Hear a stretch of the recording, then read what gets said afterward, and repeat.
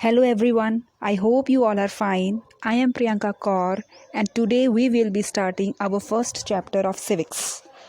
First of all, I would like to show you a mind map which will help us to know that the important topics this chapter contains. Mind map will guide us in knowing and understanding all the main concepts. So here we can see how a mind map looks like. This. Can you see this? This is a mind map. Here you can see the name of the chapter I have written in center, and on four sides I have written the different topics that this chapter is containing. First, it talks about the meaning of equality, which means the state of being equal. This means that every person in our country is equal, irrespective of their caste, creed, religion. We should not discriminate them. Another is discrimination, meaning that is to judge someone, that is to do prejudicial treatment with someone on the basis of their gender, caste and creed. Next is the meaning of dignity, which in simple words means self-respect. Another is universal adult franchise, that is the right for every person who is above the age of 18 years to cast their vote and elect their representative, irrespective of their caste, creed, religion, whatever economic background a person may come from. But if he is above the age of 18 years and he is the citizen of a democratic country, he has the right to cast a vote and elect his representative. Another mind map which you can see here is this. From here we come to know that there are three stories on three different characters of the chapter. That is stories on discrimination. So each of the characters have gone through certain discrimination on different backgrounds. For example, when we talk about Kanta, she was discriminated on the basis of her economic status. Another was Om Prakash Valmiki, he was discriminated on the basis of his caste. Another is Ansaris, who were discriminated on the basis of their religion. So these are the three stories.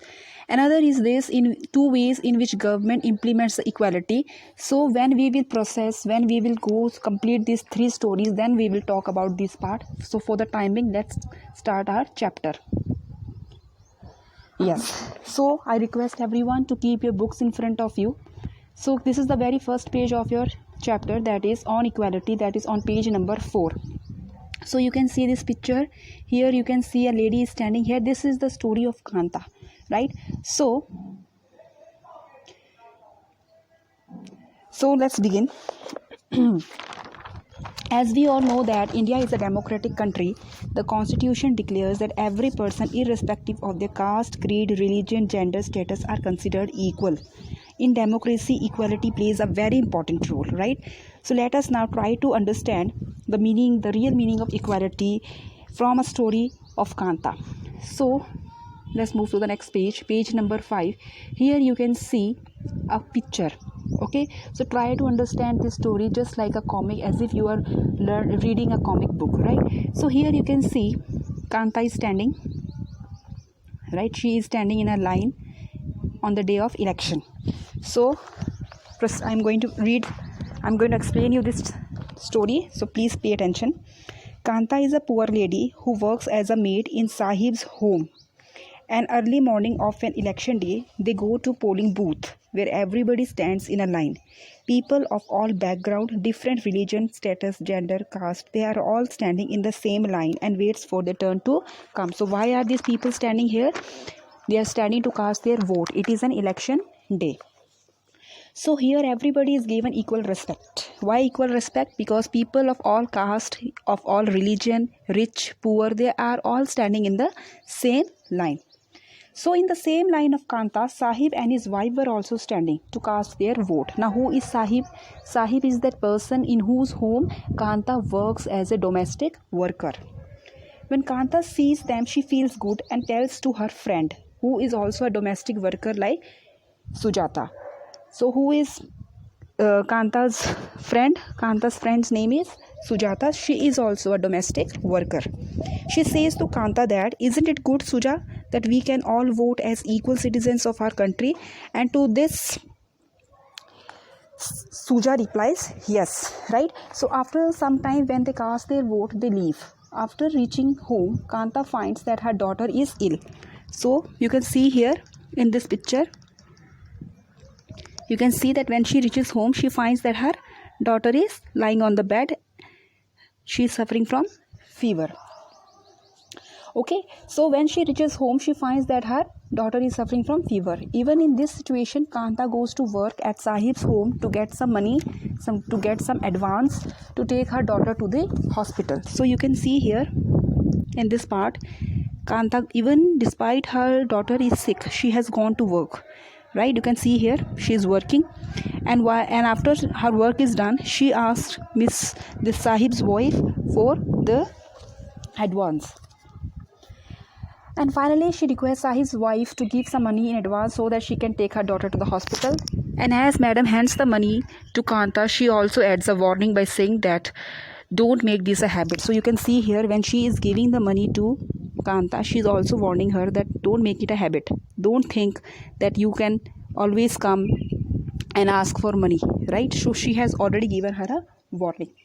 After getting the money, Kanta takes her daughter to the hospital, especially which hospital? Government hospital. Why not private? Because she is not having that much of money. Okay, so because of her economic status, because of her financial problem, she has taken her daughter to the government hospital, and where again she had to stand in a line for hours for their turn to come. So here you can see again, after taking the advance, she has again stand in a line with her daughter. Okay. Finally, she got the medicines for her daughter. The main problem, now the question arises, what is the main problem for her daughter's illness? What is the different kind of inequalities which she is facing? Number one is that her daughter is sick, but still she has to go to work. Another is they are living in a very slum area. They are living in a very unhygienic area where drainage runs through behind her house. Right? So from here, what we have come to know? We have come to know that Kanta is being faced discrimination, but on the basis of her economic status. Right? Now, if she would have been rich, you can imagine her situation. But now she is poor. She is deprived of so many rights. So now we will talk about this. Now let us try to understand the aspect of equality, whether it is there in every walk of life or not. Now you will ask me, ma'am, what is every walk of life? Now previously when we talked about the chapter, they were all standing on an election day, right? They were all equal. But soon after they cast their vote, they have gone to their own personal lives, and now everywhere there is discrimination, right? That means in social areas, in social aspect of life, discrimination is there, inequality is there, right? So please move to this page number 6. So here I want you all to highlight these important lines which I have also highlighted here with this blue mark. Can you see? So highlight, just take the meaning of this universal adult franchise. This means, now what is universal adult franchise? It means that right to vote. Okay, right to vote which should be given to every adult citizen. Who are adult? People who are 18 and above. They are adult. So people who are 18 and above, that are adult citizen, they should be given the right to vote without any kind of discrimination on the basis of their caste, class, color, religion or gender. Gender means boy or girl. It is based on equality, which is a basic principle of democracy. So this is the meaning of universal adult franchise. And another is here. Can you see this blue color question which I have marked for you? Do you think Kanta has enough reason to doubt she really is equal? So for this, definitely the answer is yes. Kanta has enough reason to doubt whether she really is equal. So here are the 3 reasons which made her feel like that. Okay, number 1 is that her daughter is in bed, but still she cannot take a leave. Another is she lives in a basti, she lives in a slum area which is very unhygienic to live, right? So these are some of the points. Rest, when you will study the chapter, I want you all to add more points, right? This will help you out in better understanding of the story for today. So we'll meet you again. Okay, we'll see you again in my next lecture. For today, please go through the meaning of equality, meaning of universal adult franchise and Kanta's story, right? Thank you.